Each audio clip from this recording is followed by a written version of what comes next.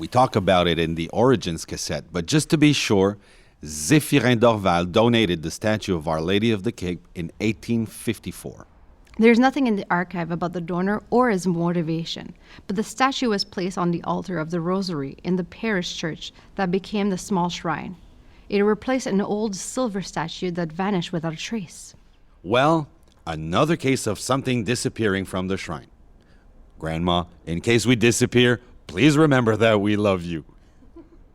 The archives don't record where this statue came from, but it was likely carved on the model of the Immaculate depicted on the 1832 miraculous medal.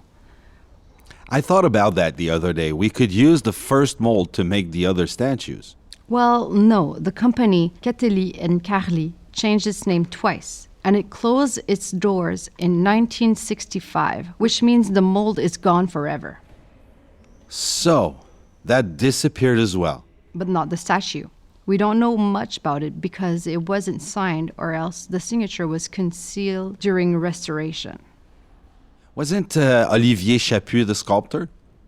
It's more complicated than that. He restored it in 1904 and again in 1920 in anticipation of its coronation, and then again in 1947. The statue was located on the side altar, known as the Chapel of the Rosary, until June 22nd, 1888. It was placed above the high altar on that date. This is a statue that opened its eyes the same night in front of 3 witnesses.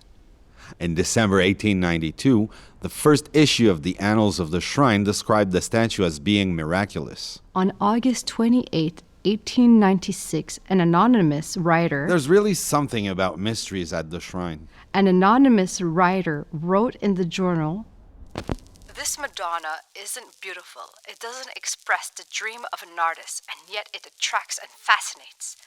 We want to keep looking at it. We stay there, at its feet, captivated by its mysterious charm. Here at the feet of the humble Madonna, we pray lovingly. And during the whole time we pray, we feel strength and consolation coming over us." I can understand why he wanted to remain anonymous since he thought it was ugly. Have you noticed the canopy above the statue? It was added in 1903, and the statue would be crowned twice. At first in 1904, and then again in 1954. And a golden heart was hung around its neck on both occasions. Here's an interesting anecdote. The 1954 crown and heart was stolen on the 9th of August 14th and 15th, 1975. And that's why they put the 1904 crown and heart back on Mary's head. The crown was donated in June 1888 by Irish members of the Franciscan laity who were from Montreal. But it was stolen in 1981 on the 9th of June 20 to 21st. I did research on the thieves. They were never found.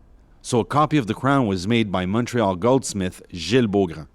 The crown was made of brass and has 40 cabochons, 8 white lilies, as well as the Maria monogram.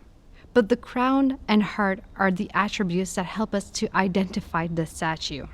In terms of the history of sculpture in Quebec, this statue of Our Lady of the Cape is among the first plaster statues ever to be installed in a church. Their arrival in Quebec, beginning in 1850, heralded the decline of wood carving.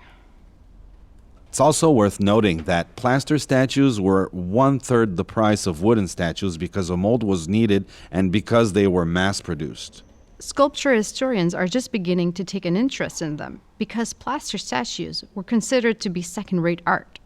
And yet, to make plaster statues, you must first create a clay model and then a mold. You have to touch up the plaster and then paint the statue.